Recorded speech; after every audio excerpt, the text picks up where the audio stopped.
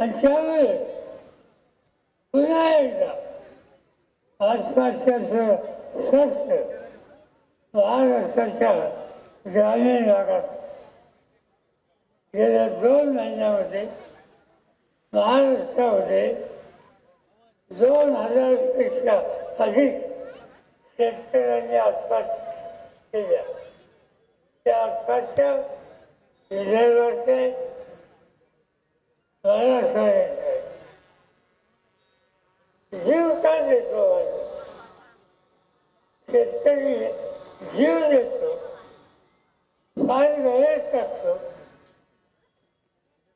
कशामुळे एवढी टोकाची भूमिका तो घेतो? त्याचं महत्वाचं कारण त्याच्या संकटाच्या काळात राज्यकर्ते त्याच्या मागं वेळ लागतो.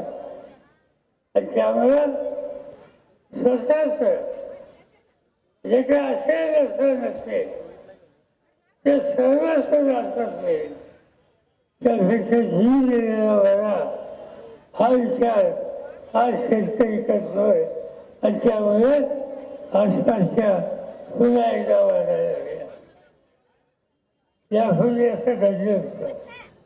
आधीच्या वक्त्यांनी सांगितलं की इथं आसपासच्या झाल्या मी शेती खात्याचा मंत्री होतो.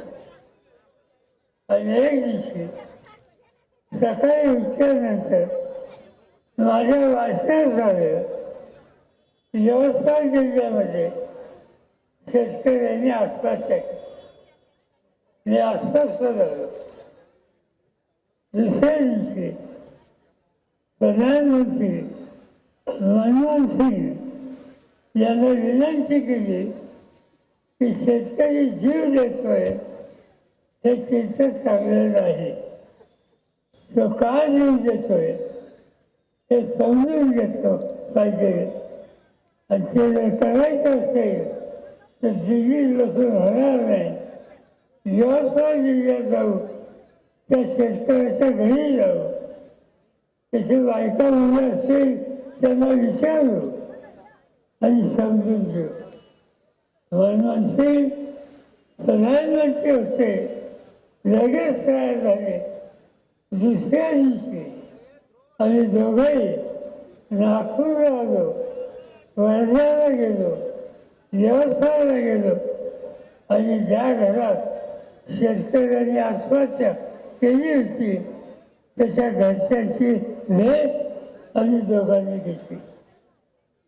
ती माऊली शेतकऱ्याची बायको जसा जसा रडत होती. तिला मी समजून काढली. मी विचारलं, माऊली तू का रडते? तुझ्या माणसाने जीव का दिला?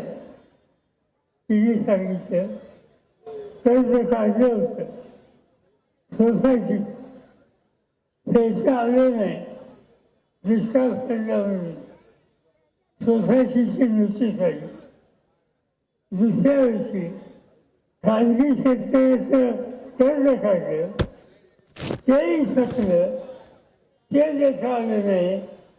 तो सावकार घरामध्ये आला, वाहिनी कुंजी काढली आणि माझ्या अमृतचा पंचनामा सगळ्यांच्या समोर झाला. ते माझ्या मालकाला सहन झालं नाही. आणि इंजिनची वाटी घेतली, घसा घसा फेरला आणि जीव दिला. आता isakal.com आहे देशातील नंबर 1 ची मराठी न्यूज वेबसाईट. प्रत्येक अपडेटसाठी isakal.com ला नक्की भेट द्या.